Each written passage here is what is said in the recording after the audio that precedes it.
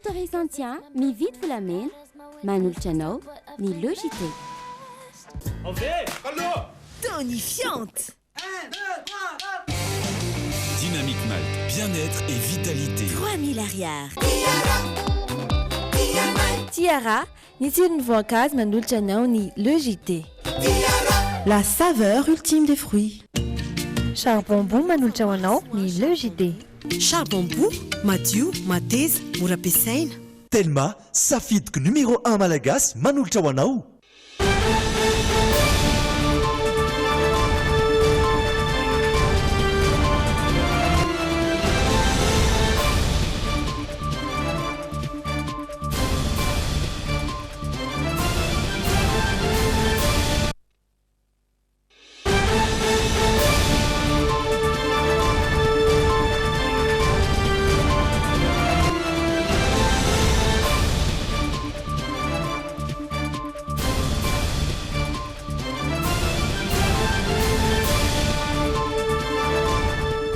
Faly miarabantsika tompoko lasy tompoko vavy nalatra ty talata fahatelo amby roapolo ny volana aprily ity ny fotoana eto amin'ny Jumine miaraka amin'ny logité ireo tonoto mbaovaotsika ho any androany.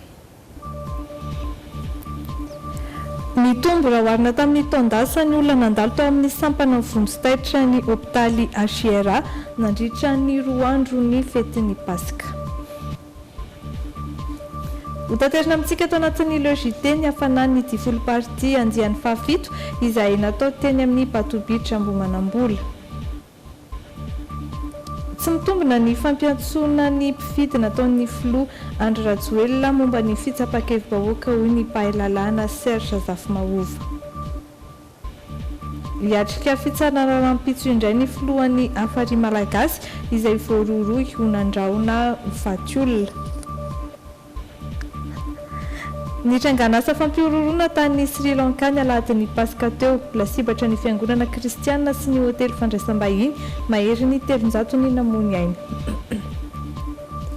Asana mpanajana arsika tompoko lasy tompoko vavy anaraka ny logité hatramin'ny farany. Tsy bananao hely izay fa andaontsika anaraka avy hatrany ireo voasongadina indrindra tamin'ny farany herinandro ny Pasika.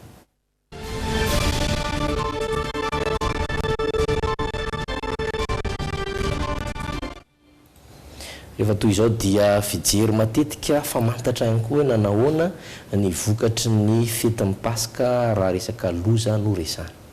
Mahery ny 200 ireo olona nandalo teny amin'ny sampana vonjitaitra tao amin'ny hôpitaly Joseph Ravangy Andrenavalda nandritra ny fetim-pankalazana ny Pasika ny Alahady sy ny Alatsinainy. Nitombo izany raha oharina tamin'ny taondasa kanefa tsy nanahirana ny fandraisana azy rehetra ireo. Tena toerana nakaniakony izay fetin'ny Pasika sy ny Alatsinainy Pasika izay ifeno Ajariana sy Stefan Rakotomalala. Tsy araky ny eritreretina ireo mpitsabo ny isan'ireo marary tonga teto amin'ny hôpitaly Achiera nandritra ny fety. Maro karazana ireo loza niseho nahatonga ny fidirana hôpitaly raha ny fanazavana. 920 sy 200 ny ampy-roapolo zany hoe 970 sy 200 zany no niditra teto amin'ny hôpitaly Ravangy ary tao anatin'ireo efatra zany tao amin'ny réanimation médicale toxicologie clinique tsy ilay roapolo io dia efatra tamin'ireo vao tena mitazonina fa tamin'ilay 920 sy 200 tao amin'ny urgence chirurgicale dia ny 970 vao tery mitazonina. Ny famonotena ny senakenina efatra tamin'ny Pasika dia 2 tamin'ny Latsinainy Pasika fa tsy naninona. 2 tamin'ireo nandalo fijabona tao amin'ny hôpitaly no tratran'ny fanampoizinana ara-tsakafo. 920 ireo loza mpifamoivoizana ny seto Tandrenivohitra sy manodidina. Ray tamin'izy ireo ihany anefa no nahiditra hôpitaly. Raha ny fantatra dia ny fisotroana toka no antony izany. Itsy-ankilany kosa, telo ny fiara-pitondra marary ny asa raha ny avy eo amin'ny sampana mpamonjy vono araka ny tatitra voaray. Trano iray kosa no fantatra fa may tany amin'ny fokontany Mananjara any amin'ny boriboritany faefatra. Fetsankilany dia nidina ambany ny tany loza mpifamoivoizana voarain'ny polisy pirenena tamin'ny fankalazana ny fetin'ny Pasika tamin'ity taona ity. Anjatony kosa anefa ireo tratra nangalatra nanomboka ny Paka sy ny alatsinain'ny Paska na izany azy azo lazaina ho ny fety tampila-minana amin'ny ankapobeny ny mponina teto Antananarivo sy ny manodidina. Mitasitra izay vaovao izay Pierre Rafindramana sy Stéphane Rakotomalala. Na dia nilamaza ny fankalazana ny Paka ho an'ny teto Antananarivo sy ny manodidina dia nisy antrangana fandikan-dalàna voaray ny polisy-pirenena. Miisa 17 mantsy ny isan'ny loza mpifamoivoizana voaray nanomboka ny Paka sy ny alatsinain'ny Paka lasa teo. Ny telo tamin'izany dia vokatry ny fisotroana zava-pisotro misy alkaola. Nahatratra 570 kosa ireo voasambotra noho ny halatra isan-karazany. Isan'ny maronisa tamin'izany ny halatra madinika toy ny fisintomana finday, ny aripôsy sy ny maro hafa. Ankoatr'ireo dia faty iray no voarakitra an-tsoratra.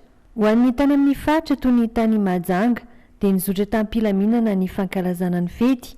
12 ny trangana loza mpifamoivoizana nidiran'ny polisy Antsehatra ka ny 3 dia familiana ampamohona. Mpivarotra rongondray hafa kosa no tratra tany an-toerana ary olona 3 no mamo an-dalambe izay tsy maintsy nandraisana fepetra.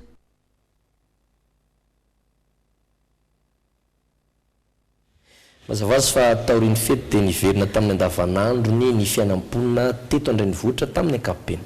Nisy ireo nanohy ny asa mandraraha mahazatra, tsikaritra kosa fa tsy nisy ny fitohanan'ny fiarakodia tamin'ity andro voalohany taorian'ny fety ity.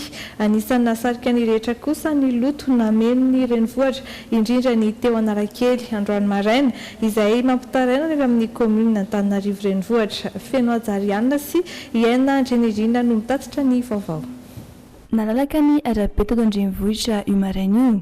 Tsy nahitana fitohanana teny amin'ireo faritra isian'izany matetika toy ny eny Nansana sy Ambodivona.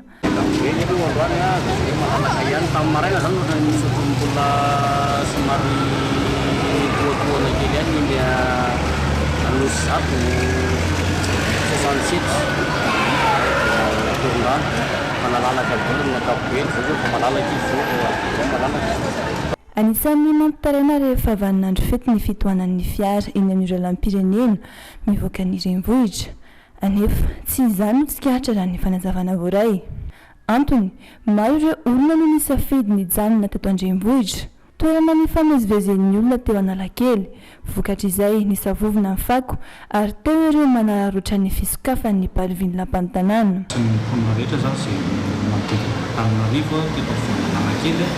Ny loto isan-karazany tamin'ny maraina, amin'ny maraina mbola nalotobe tamin'iny arabe ny fanaovan-teny iny. Iny izany no tianay mba hitondrana fanentanana sy fanazavana hoe tsika ny afaka manao fety fa tsy voatery mandrotra. Tsika navela analaka ny zavatra rehetra mba ahafahany Antananarivo tena misitraka tsara. Ary izay hoe io efa fanaovan'ny olona fety hatramin'izay dia mba hoe navela analaka ilay izy kanefa misika rehefa miala eny avelantsika maloto. Etsy ankilany, mitovy amin'ny isan'andro no miaina amin'ny ankamaroan'ny olona ny fety ka tsy dia misy fiantraikany be loatra amin'ny androandroany izany. Raha amiko manokana aloha tsy mirotoroto fa milamina tsara. Za tsy dia vizana satria za tsy mivoaka mihitsy fa tao an-trano ihany. Dia milamina be amiko izany ny androany fa tsy mirotoroto. Ya mitovy isan'andro izy aminakahy tsisy problème. Fa za ndraiky somary taratara ely ny fo maraina. Mahakasika ny vidin'entana kosa tsy niova tamin'ny ankapobeny ny vidin'entana teny an-tsena natao alombapaka izany na nandritry ny fety. Ohatra, mbola 57 ariary hatramin'ny 900 ariary no nividianana ny atody eny an-tsena. Ito ny isan'andro any ny fiainana manomboka rahampitso ny antanàna dia tsy isy ny fotoana ny famovoizana fa isana namarika ny fety amin'ny Paska toy ny isan-taona ny hetsika 10 party. Ambom-pionan'ny mpianakavy sy ny mpinamana ny 10 party izay tanterahany eny amin'ny Batobitra Ambomanambola nahazo vahana nandritra ny 2 andro ny hetsika, ny mozika, ny lalao sy ny endrim-piaramboly samihafa. Indro ary hofitinina antsika antsary ny akon'izay 10 party andian'ny fahavito izay. Fety nandritra ny 27 Ratsiankiato no miainana nandritra ny 10 party dia ty amin'ny Batobitra Ambomanambola. 10 party andian'ny fahavito nanjakan'ny mozika sy ny lalao maro samihafa nahazoana loka marobe.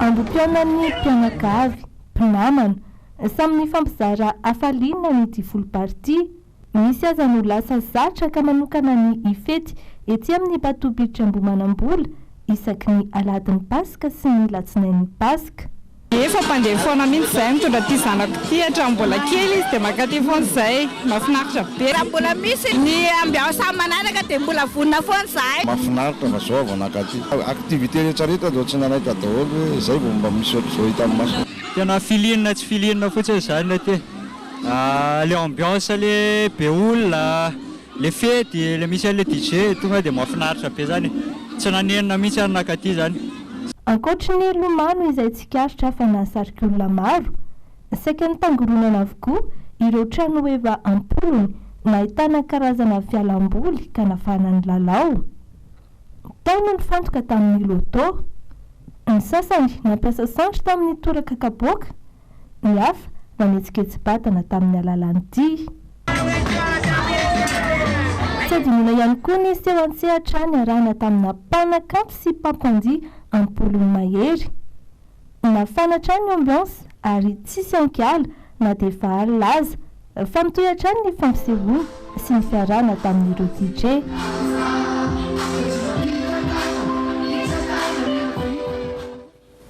efa mezantsika fotoana amin'ny taona ho avy indray ao anatin'ny 10 party andiany fahavalo fa zao tsika aloha hiato anaty dokam-barotra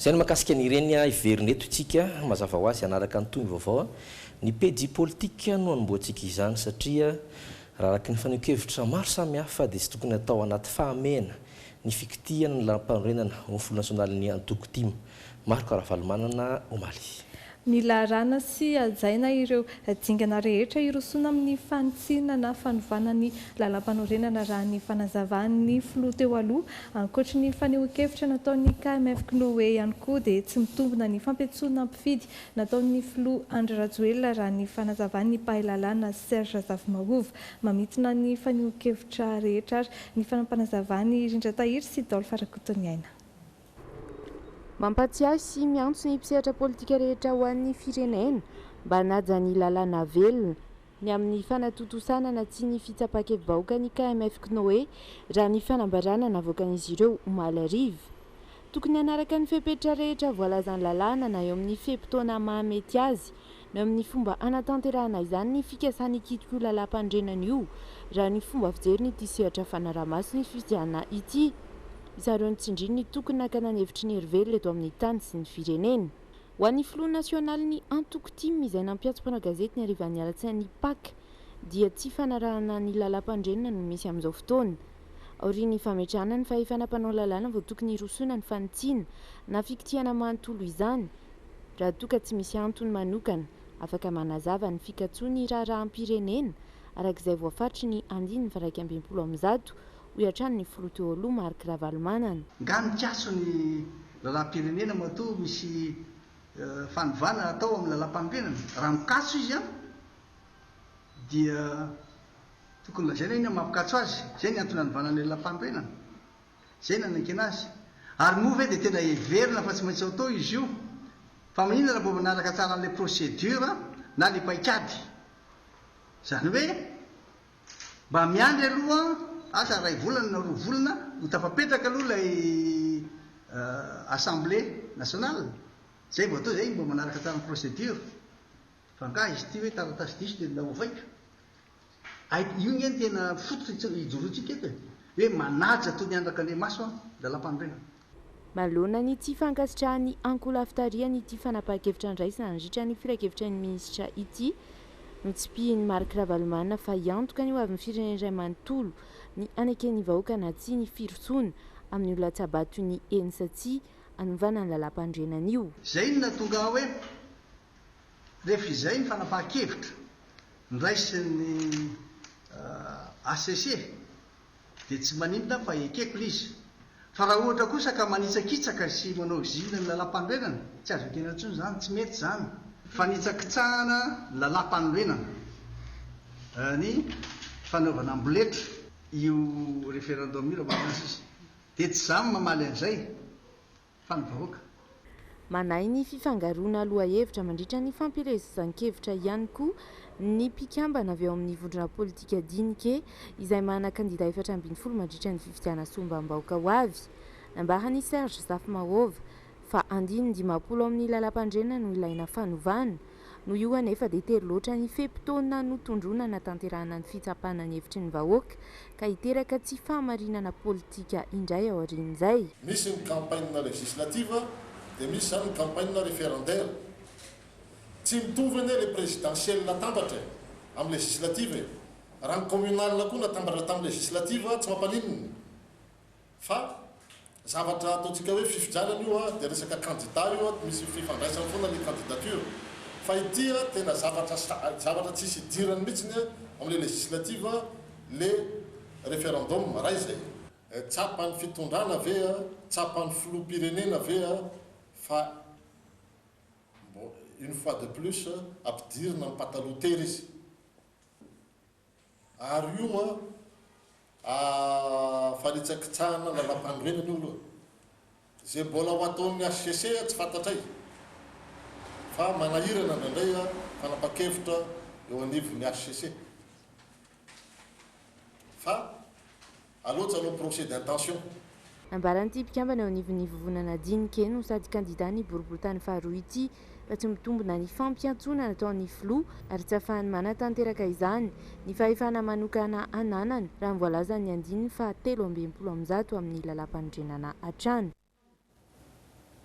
Fahitsan-kilany kosa dia ho fampiarana politika amin'ny fititiana no antony nampiarahana ny fitsapakevim-bahoaka ao amin'ny daty ny fifidianana solombavambahoaka ho ny mpitondra teny gouvernemanta ministra ny serasera tena Kotondrazafy mahakely ny fandaniana tsy maintsy atao ny fanaovana andro iray latsabato ireo raha ny fanazavany hatrany. Tsy mahakasika raha atao ny fitsapakevim-bahoaka ny fe-potoana 90 andro takin'ny lalàna hiantsona ny mpifidy raha ny voafaritra amin'ny andiny faraka amin'ny 50 ny lalàna fehizoro 12 sy 20 tsipika 24 ho hiatrany ministra Lalatina Rakotondrazafy anana 30 andro ny fitondram-panjakana anaovana fampelezan-kevitra aorian'ny famoahana ny rizateny mifanaraka amin'izay firosona ny fanovana ny lalam-panorenana izay natsidiky ny mpitondra teny ny gouvernement androany fa iompana amin'ny fanomezana ny fahefana bebe kokoa ny vondrom-bahoaka itsinjara-pahefana natitra teriny ihany koa fa nanaraka izay voalazan'ireo andiny maromaro ao amin'ny lalam-panorenana ny fomba ny rosoana tamin'izao fanapahan-kevitra izao. Misy moa ny fanampanazavana mikasika izay ho arahantsika raha ahoany sary.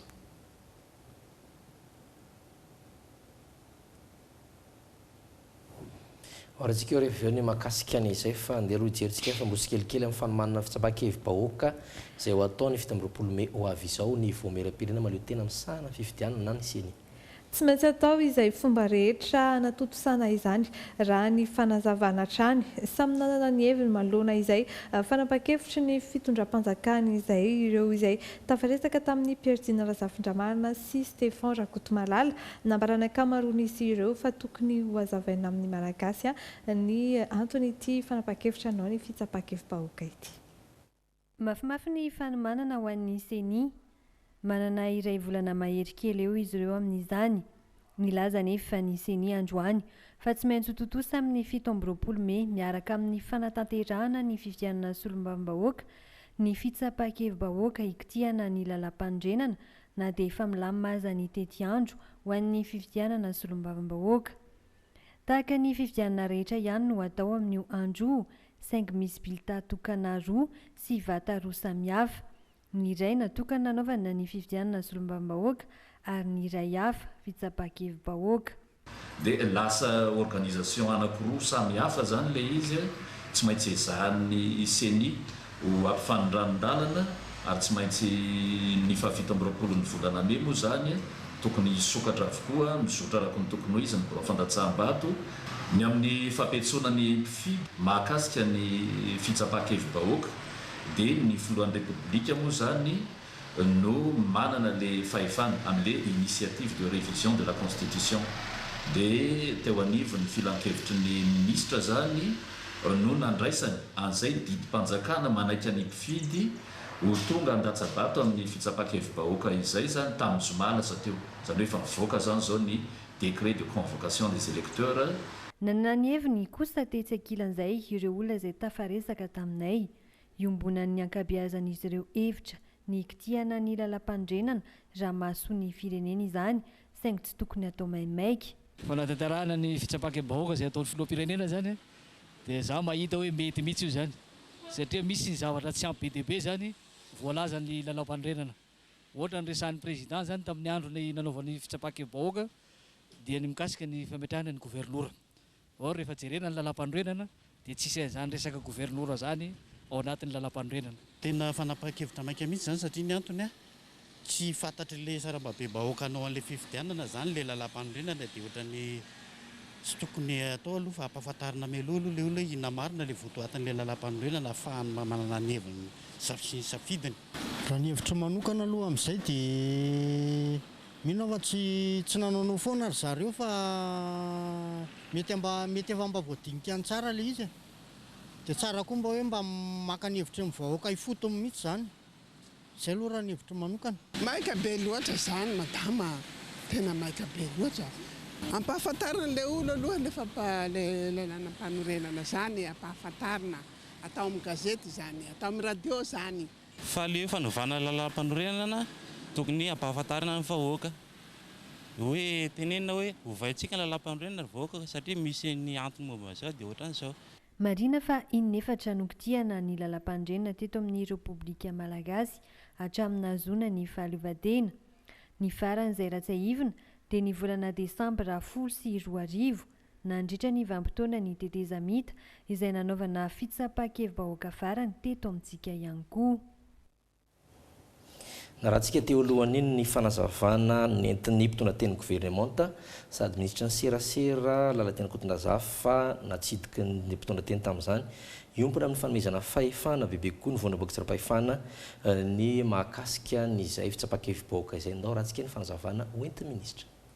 Zany ange promesse électorale ny filohan'ny Repoblika mihitsy ny fanafoanana ny Sena promesse électorale ny filohan'ny Repoblika mihitsy dia misy milaza hoe nitapohana hono ny vahoaka malagasy tsy ato ny vahoaka malagasy matoa nankatoa ny filohan'ny Repoblika 5 faingo 20 isan-jato tamin'ny fifidianany dia mazava ho azy zany fa efa fantatry ny vahoaka malagasy ny zavatra ho ataon'ny filohan'ny Repoblika ao anatin'izay fampanantenana izay.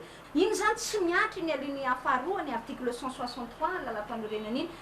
Contrairement amin'ilay voizina zany hoe tsy manana fahefana hanova lalam-panorenana raha amina fananany pouvoir exceptionnel zany dans les circonstances exceptionnelles ou de troubles politiques. Inona ny circonstances exceptionnelles dia nazavaiko anareo teo hoe raha ohatra zany amina ohatra hoe état d'urgence ohatra ny firenena na situation d'exception na loi martiale etc. Reny izy tsy afaka manana fahefana tsy manome fahefana filohan'ny Repoblika zany izay situation exceptionnelle zay anovana lalam-pandrenana. Tsika zao anatina situation normale dia le andiny faharoa amby 20 no mife azy.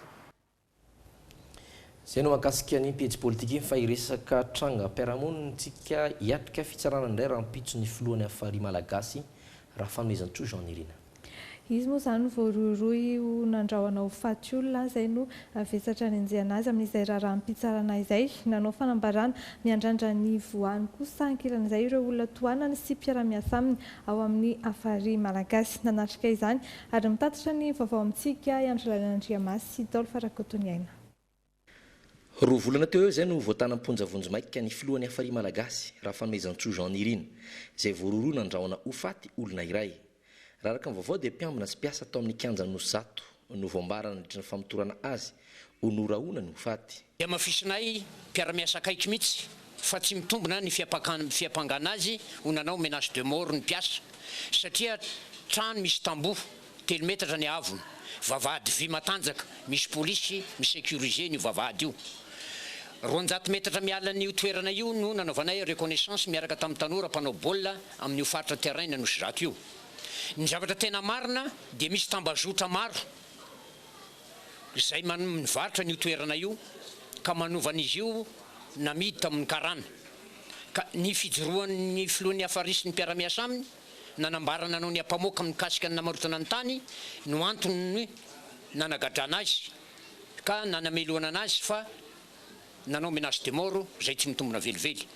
Iarika fitsarandray rahampitso marainy Jean-Nirina Rafanoezantsoa filoana fary malagasy no mifatsapan'ireo mpiara-miasa aminy sy ireo olona ampiny arainy ao anatin'ny fiamanana afary malagasy ny ambarin'izy ireo tsindry azo lena mahazo azy dia nantsoaviny amin'ny tokony hamoana azy izy ireo androany koa mitaky amin'ny fitondram-panjakana izahay matoky ihany koa ny fahendren'ny fitsarana mba moka ny marina rehetrarehetra satria natao toerana ialofan'ny kamboty sy ny mandra ny fitsarana ka mitaky nisy hoan'ny marina ary takina ihany koa nisy hitrangany io mpitory io amin'io fitsarana matsiaro kamboty zay matsiaro tsisy mpiara zay tsy nisy mpiara amin'izay fa ny présidentanay zany Jean-Nirina Rafanoezantsoa zany no niahanay teto amataonany maro ka matsiaro tena zany reo kamboty amin'izao malahelo zay indrindrindra apetraka eo anatenao président Jean-Nirina Rajoelina mba hamoaka azy satria matsiaro be sy kamboty zay amin'izao fotoana izao.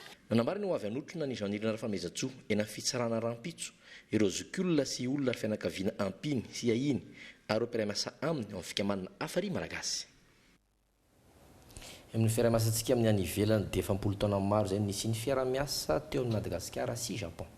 Sehatra maro no niompanan'izay fiara-miasa teo amin'ny firenena rotonta izay etsekelany dia iray amin'ireo firenena afrikanina mpahazo tombotsoa amin'ny tikady ihany koa i Madagasikara ato anatin'ity fanadihadiana nataony Andry Nandriamaso sy Kasambola Marana ity no mitondra fanazavana misy kokoa mikasika izay. Hatramin'ny taona 2010 dia efa tombanina anodidina ny 770 tapitrisa dolara amerikanina ny totalim-bola amin'ny fiara-miasa eo amin'ny Japon sy Madagasikara amin'ny alalan'ireo fampandrosoana ara-teknika sy fanampina amin'ny fampandrosoana na APD ary fanomezana izay tsy averina. Sehatra telo lehibe no nisy ny fiara-miasa teo amin'ny firenena dia fampandrosoana ambanivohitra izay mimpanabetsaka amin'ny sehatra ny fanatsarana ny fambolem-bary sy fampandrosoana ara-tsosialy izay mahasana ny fampinarana sy fitsaboana ary fampandrosoana ara-toe-karena toy ny fanitarana sy alan-tsambony Tomasina. Ity farany izay efa ho ny 300 ny asa no vita. Mitety bidy 700 tapitrisa dolara eo izany avy amin'ny tikady fahaenina. Etsankilana dia roso amin'ny tikady andeha amin'ny fafito ny fitonany japonais ny faraparan'ny volana aogositra ho avy izao any Yokohama. Tanjona voalohany amin'izany ny fikarakarana adevitra iraisam-pirenena ho an'ny fampandrosoana ny Afrika mba hanatrarana ny tanjony OAU, ny G20 ary ny G7. Faharoa nisy ny fiara-miasa eo amin'ireo mpampiasa vola indrindra ny sehatra ny fanaovana fodrafitrasa ho an'ny tena fampandrosoana ary ny fahatelo dia ny fikarakarana fikaonan-doha iraisam-pirenena mba hitenevitra malalaka mahakasika ny Afrika. Ankoatra fanomezana sy fanampiana ao amin'ny fampandrosoana dia mampiavaka ny Japon ny fandefasana pirotsaka ny sitrapo amina sehatra maro toy ny fanabeazana sy fahasalamana ary fambolena. Mitotaly 720 izany hatramin'ny taona 2020 no mankaty. Iny ny tondratsika amin'ny maresaka iraisam-pirenena tao reny tranga fampiroana izay namoizana ain'olona maherin'ny 300 tany Sri Lanka ny aladin'ny Pasika lasa teo dia nandray fepetra ny fitondrana toerana ny amin'ny anaovana fanadihadiana mahakasika iny tranga iny. Efa mahatratra 70 ireo voasambotra hatramin'ny androany raha ny tatitry ny pôlisy any an-toerana mbola mitoetra ny fikarohana sy ny fanadihadiana isan'ny manampy ny pôlisy amin'ny izay fanatanterana ny fanadihadiana izay kosa ireo sampandraharaha mpanao fanadihadiana iraisam-pirenena.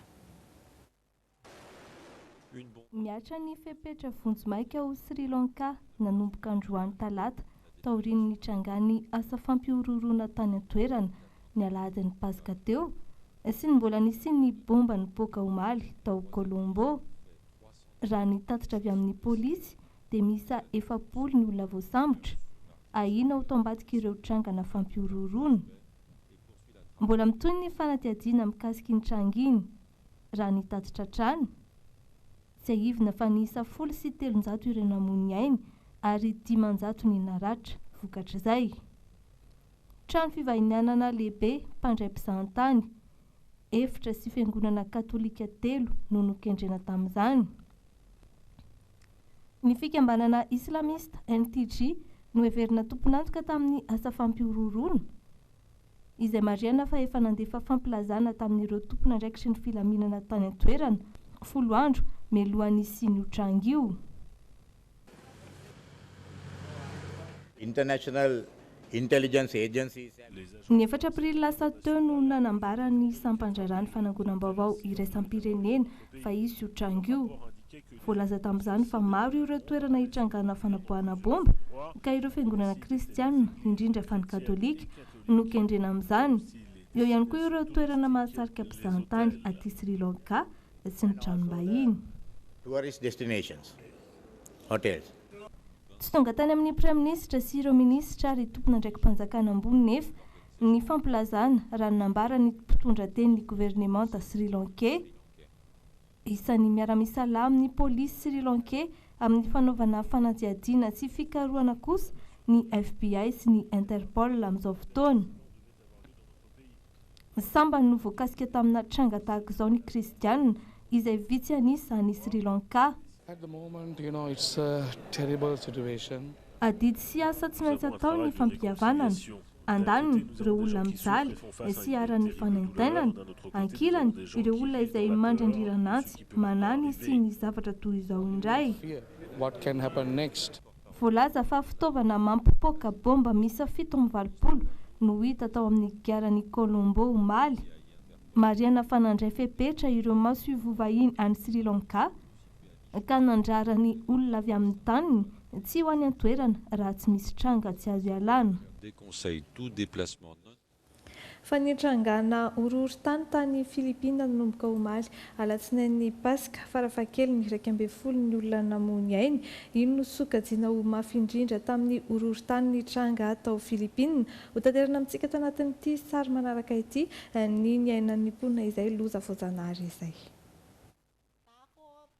420 ora tao aorian'ilay horohorontany namoizana ain'olona tao Mani, Filipina. Nitrangana horohorontany ihany koa androany tao amin'ny nosy antsoina hoe Samar. 100 kilometatra atsimon'ilay tranga omaly no nisehoan'ilay horohorontany faharoa. Mandraina ndraiky ny avy hatrany ny mpamonjy vono ary manentana ny mponina omailo ny amin'ny mety mbola isi ny valina horohorontany tranga. Raha nitatitra farany vokatry ny horohorontany omaly alatsinainy, farafahakeliny 12 ny olona maty ary 10 ny mahery ny naratra. Ilay tamin'ny alatsinainy ny Pasika iny no heverina ho mafy indrindra tamin'ny horohorontany nitranga tao amin'ny renivohitry Filipina. Nisy tamin'ireo mponina no nijoro vavolombelona tamin'ny tahotra ny ainany nandritra io fotoana io. Natahotra sady tampoka be tampoka le izy. 20 sekondra ilay horohorontany fa mampatahotra.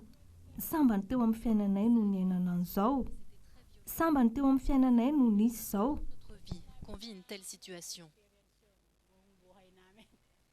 Efa-jato ny valina horohorontany tsikaritry ny manam-pahaizana hatramin'ny omaly. Mbola mitohy kosa ny fikarohan'ny mpamonjy vono ireo olona ampolony izay heverina ho tafahitsoka ny ambanin'ireo trano enjera vokatry ny horohorontany. Izay no actua sy ny vaovao azo atolotra ho antsika aloha hoan'ny androany fa hiaraka antsika ireny dokam-barotra naraka ny tapany faharoa indray ireto no nomaninay ho anareo. Ireo voambolana tsara ho fantatra momba ny rova izay no ampahafantarina antsika ao anatin'ny teny anglisy androany. Ny fandaram-potoanany ireo sendran'ny mpanao gazetiny Tribune tamin'ny fetin'ny Pasika teo kosa ny fanontaniana napetraka tamin'ny Oyanao.